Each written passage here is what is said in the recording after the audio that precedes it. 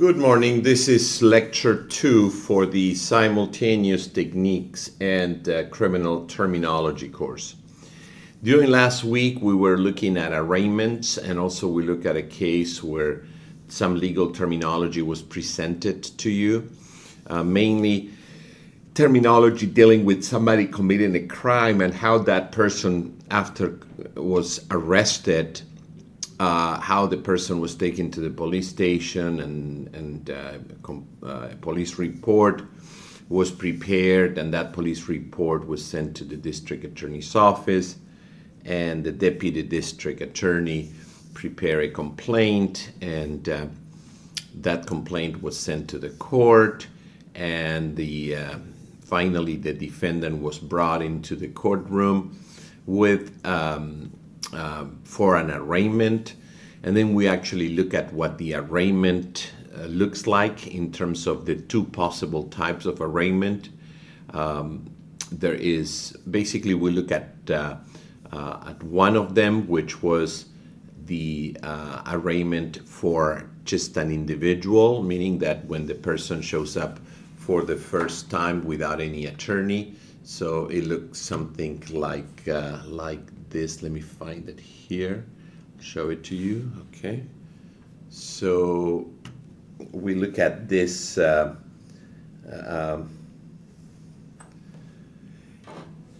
see, there are some questions here about the time. The time is 8 o'clock, so no, don't worry about what time it says there. It's 8 o'clock all the time. We don't change the time. In fact, it will be the same time for a long time, for at least 9 months from now. So you will always have the same time. All right. So you can see here. Let me see if I can magnify this a little bit. This is a typical arraignment, and we look at this briefly, but I want to review it one more time. And this is the case where the defendant shows up in court without an attorney. In general, judges do not like defendants to show up in court without an attorney, and therefore the judges will appoint one. And that individual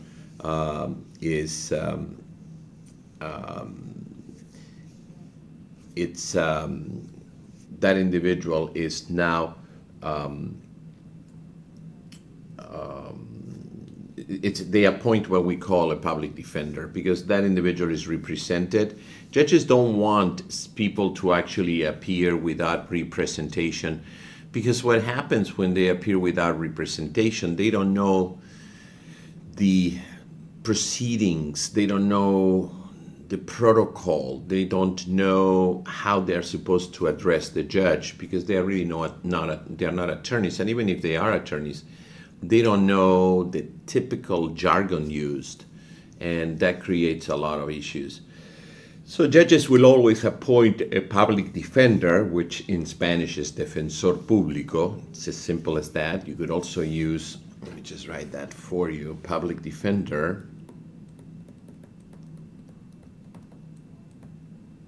You can use defensor público if you like. You could also say defensor de oficio. The word de oficio tends to be problematic. You will study later on another expression, which is court-appointed attorney. And it's abogado de oficio. But, I mean, basically, defensor de oficio, court-appointed attorney. Well, let me explain the oficio first. Whenever we use the oficio, we're really saying that it is done by the judge, because the judge has the authority to do that. And what that means is, for example, defensor de oficio, it means that es un defensor que el juez le está nombrando porque tiene la autoridad de hacerlo. O un abogado de oficio es un abogado que el juez está nombrando porque tiene la autoridad de hacerlo. You may think that these two are very similar terms, and indeed they are, because when you talk about a public defender basically is someone that works in an office in the courthouse rather, and they basically are available only when the judge wants them to represent someone. You, me, people who are not charged with a crime cannot go and hire the services of a public defender. The public defender is always gets into action, so to speak, when the judge appoints the public defender.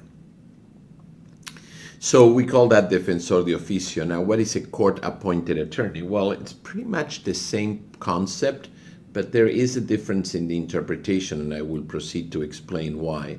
A court-appointed attorney is an attorney that the judge appoints to represent somebody who is charged with a crime.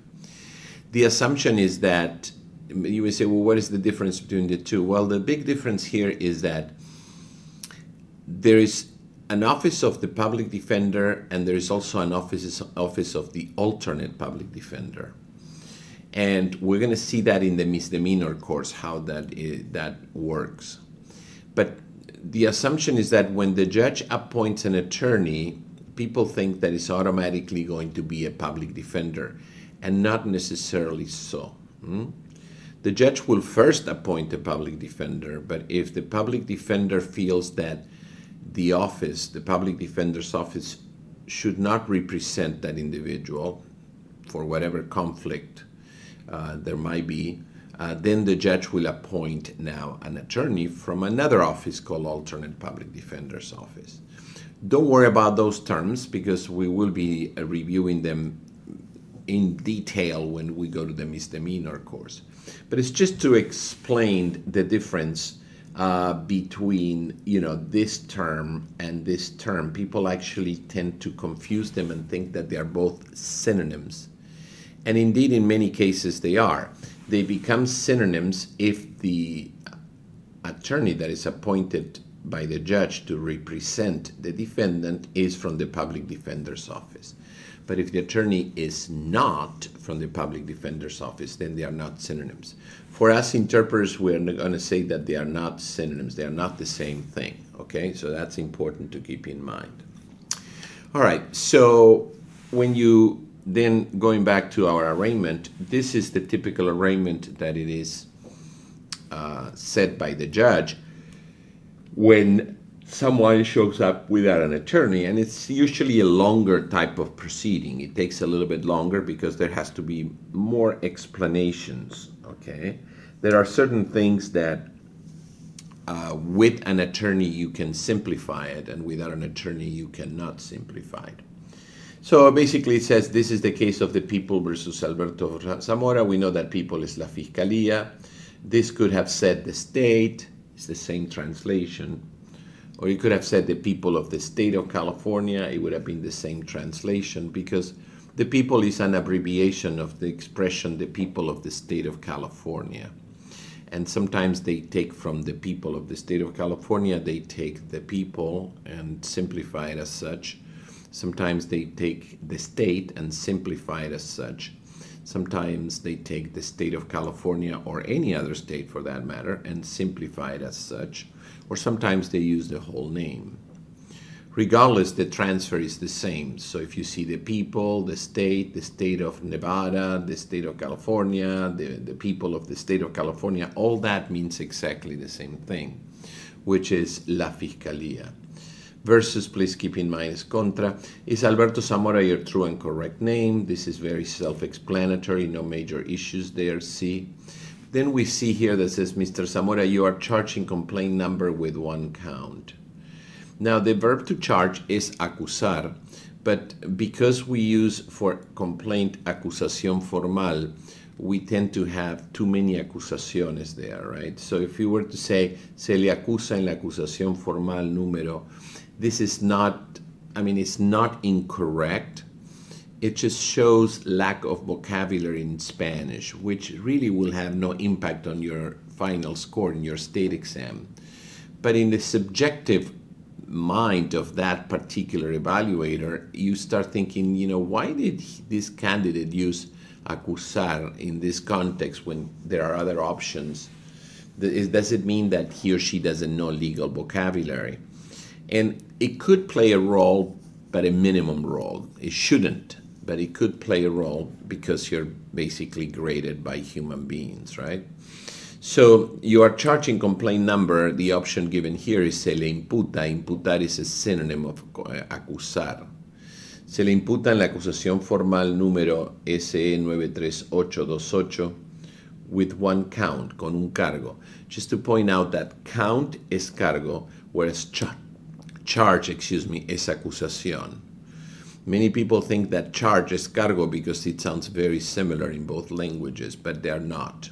So this is something we need to keep in mind. The only time where charge or charges may be considered to be counts is in the expression to drop the charges, which, yes, you can say retirar las acusaciones or retirar los cargos.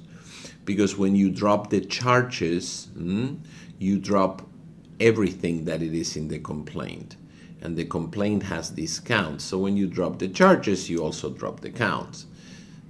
It is always preferable to keep in mind, and you always use it in this format, charges should be acusaciones, whereas count should be cargos. Keep that in mind and you will be fine regardless, okay? Don't confuse them. And then the judge will proceed to explain what exactly is count one, right? And or one count in this case, so there will be count one, but if there were three counts, the judge will explain all three counts, right? So it says count one charges you that on or about May 12, you violated section 273.5 of the criminal code known as domestic violence and misdemeanor. El cargo número uno lo acusa que el 12 de mayo, I did mention last week that although it says on or about, the transfer should not be en o alrededor, because we have to be aware of the fact that the legal systems in Latin America and in the US do not always coincide. There are some procedural things that are very different. For example, in the United States, the reason why they say on or about May 12, 2008 is because that on or about is kind of a legal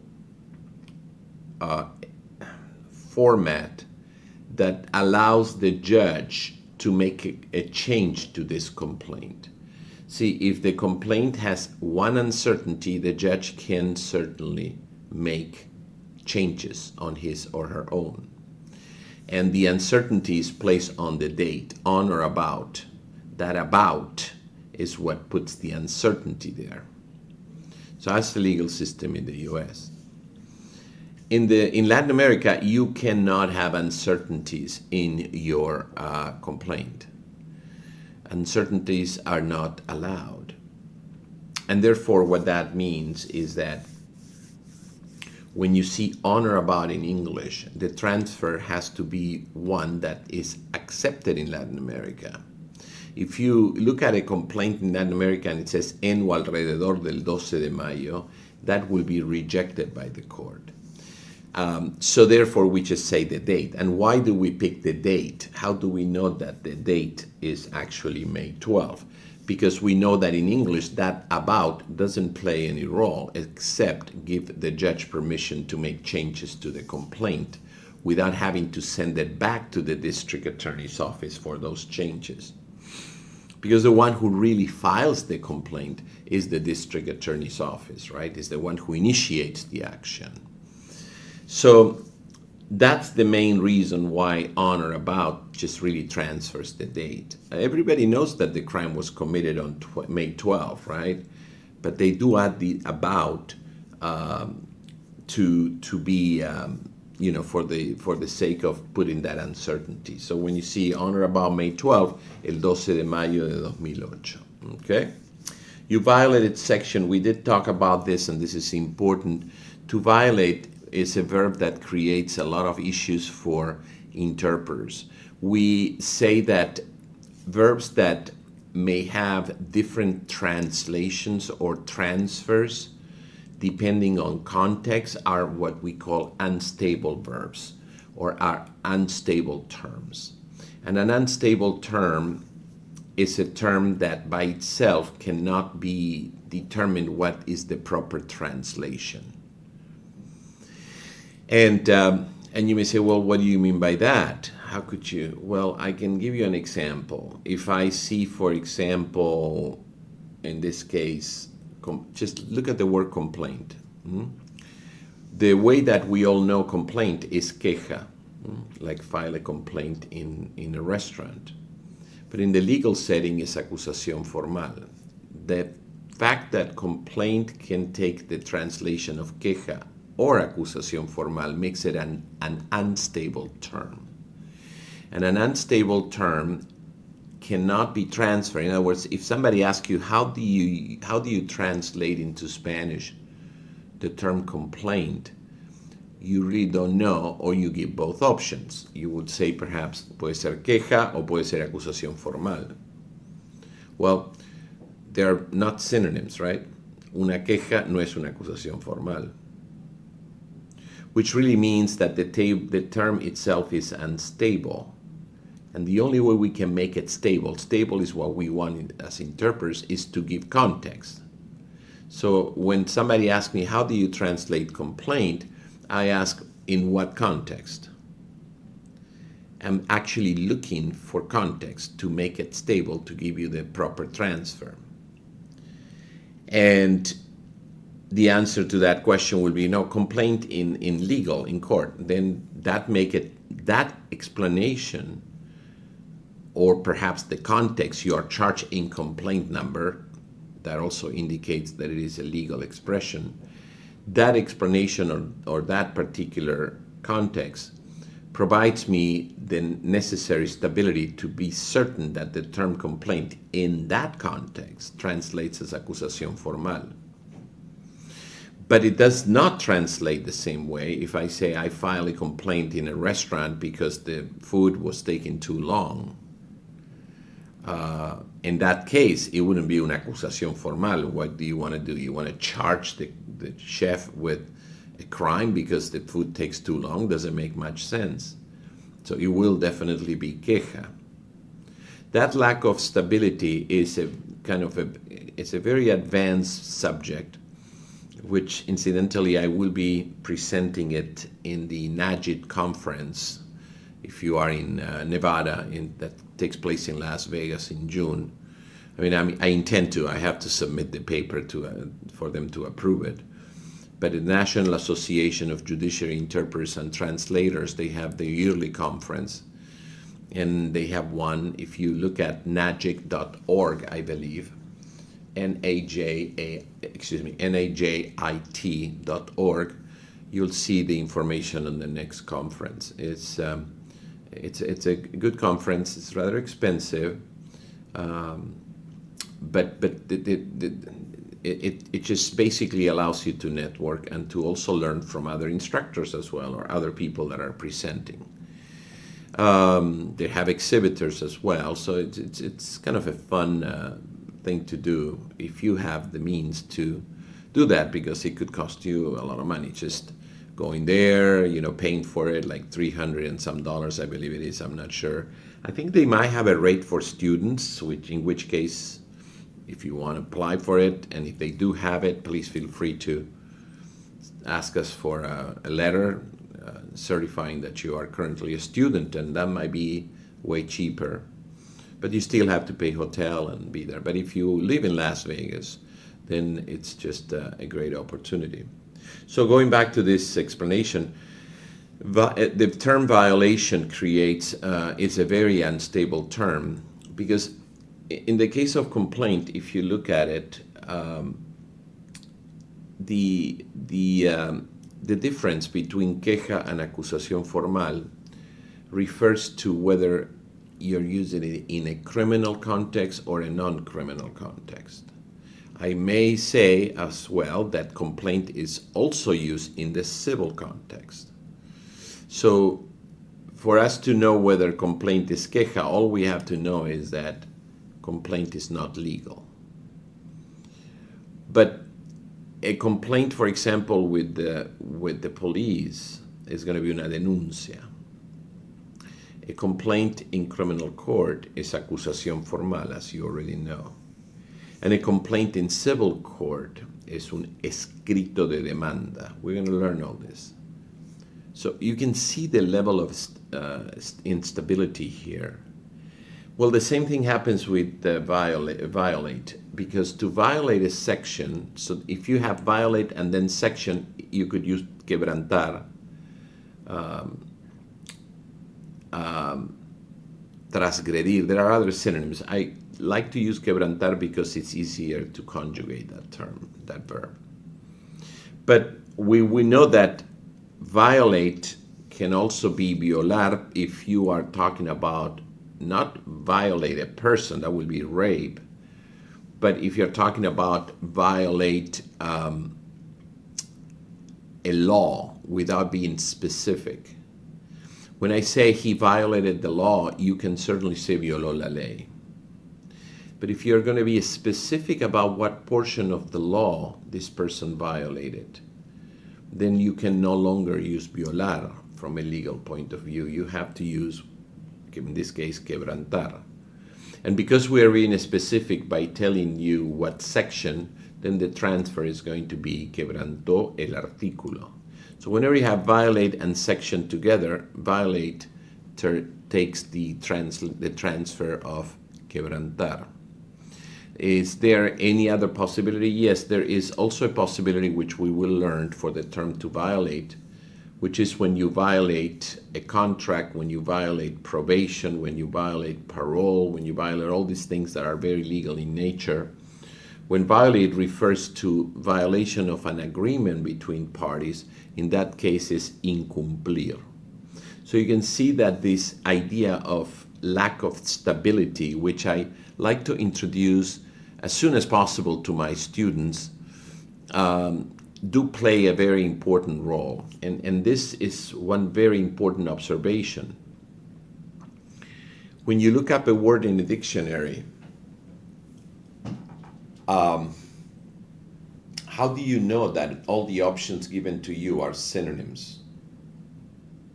You don't. If you were to look at the word complaint in a dictionary, you will have queja, denuncia, acusación formal, escrito de demanda.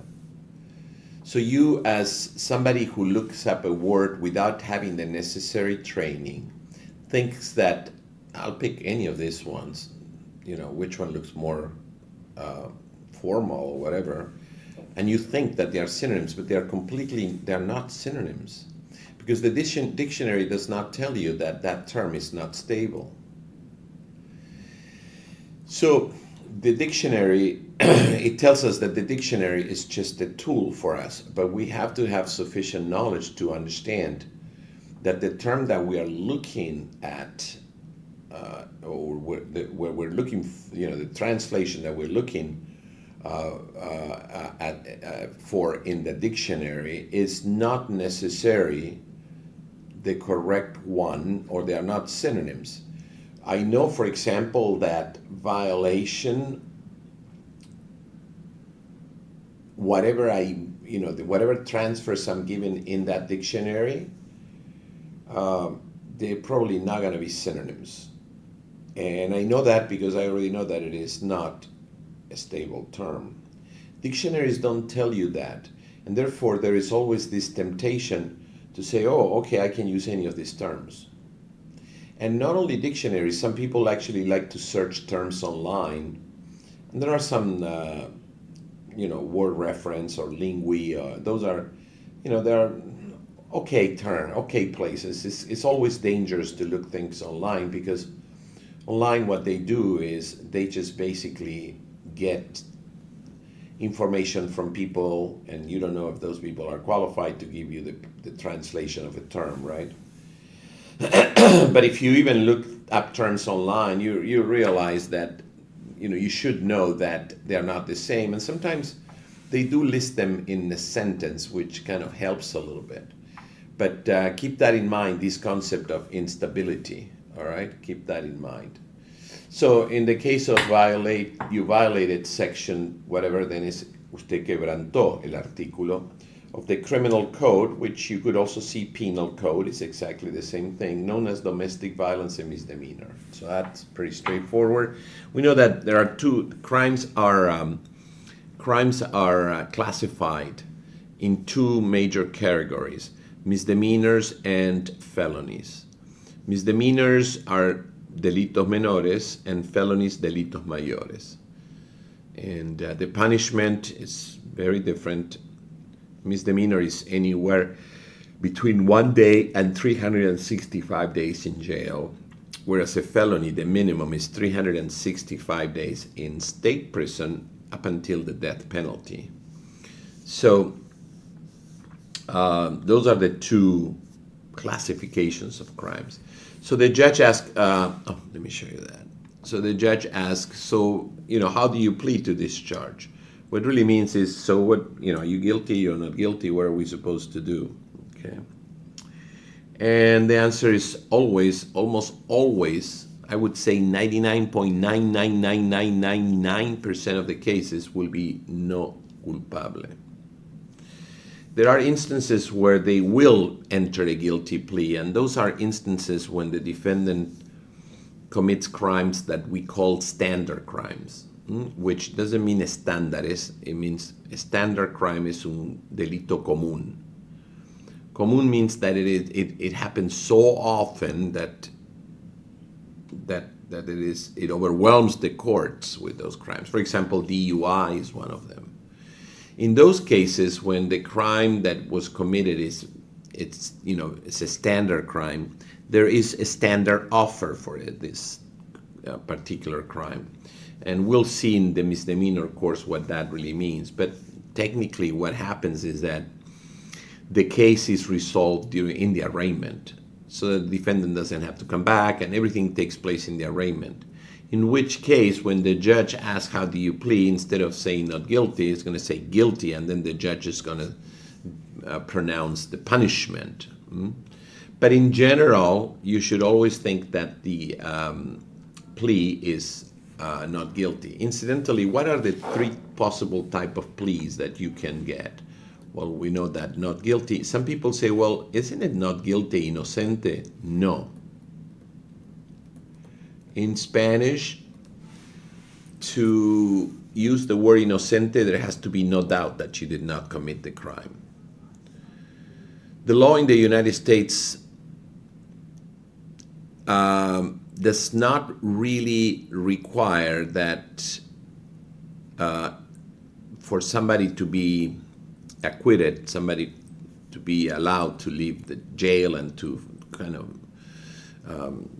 the judge erased the crime because there was no evidence against that. It's usually you go to a jury in the U.S., right, when you have a trial, and if the jury says that he is not guilty, it doesn't mean that he's not. So there are two different things. You may say, what do you mean by that? Well, the jury probably found him not guilty based on the evidence that was presented by the district attorney in that trial. But morally, or in reality, he probably committed the crime. There was a case many years ago, the O.J. Simpson case, where many people feel that he was indeed guilty of killing Nicole Brown. But he was found not guilty. And the reason why he was found not guilty is because the way the case was presented to the jury by the prosecution, many people claim that was not properly done for whatever reason. It could also be that the jury liked him so much that they didn't want to send him to jail. I don't know, whatever the case is. But some people think he did commit the crime, but he was found not guilty. So legally, he's not guilty. Morally, he probably is. So that's why here we're talking about legally, not morally. So we use the word inocente in Spanish in a moral context. So that's why not guilty is no culpable. You also have guilty, which is culpable. So these are very easy ones. But then you also have no contest. And this expression, which is very weird expression, people tend to have problems understanding it, comes from the following fact so that you understand it. So the judge reads that complaint, right? And when you look at the complaint, it says you're charged in complaint number blah, blah, blah with one count. Count one charges you that on or about such and such date. You violated section, whatever the case is, known as whatever, a misdemeanor. That sounds like a statement, right? It's a document where whoever wrote the document, in this case the deputy district attorney, is certain that this happened. So when you say no contest, you're really saying I'm not contesting the contents of that document. I'm not contesting, meaning I'm not going to say anything. I'm going to keep quiet. But what you say is right, whatever, but I'm not going to be fighting it. When you don't fight what they're saying, then whatever the DA is saying becomes the truth or the legal truth. And therefore, no contest comes from I'm not contesting those charges, which in Spanish, it means no me opongo.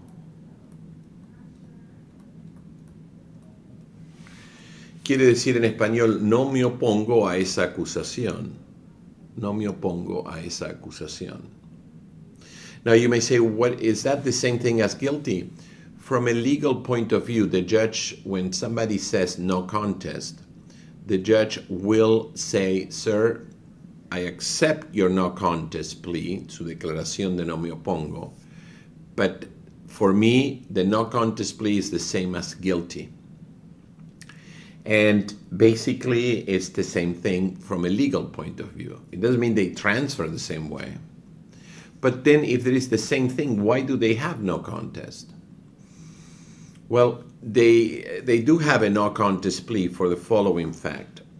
If you have a case, a criminal case, say for example, driving under the influence of alcohol, and you hit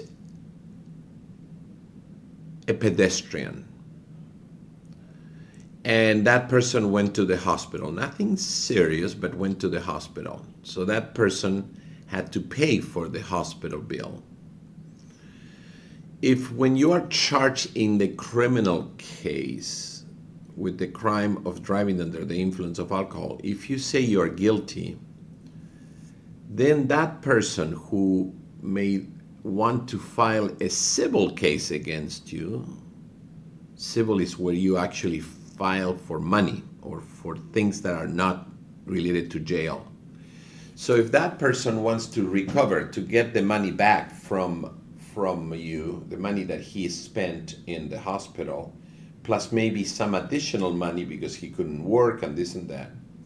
So if he files a civil case, and the person who was driving under the influence said that he was guilty, then the civil case is won automatically by that individual because he's admitting guilt. So what can we? That's it. All I have to prove in my civil case is the bills, right? Whatever I paid for.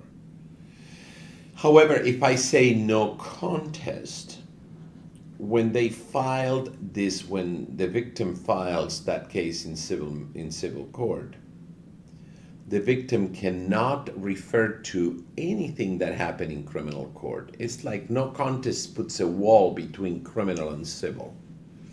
So that's why they have two different pleas. And most attorneys will always tell their clients to enter no contest, not guilty. Okay, so that's basically the way it works.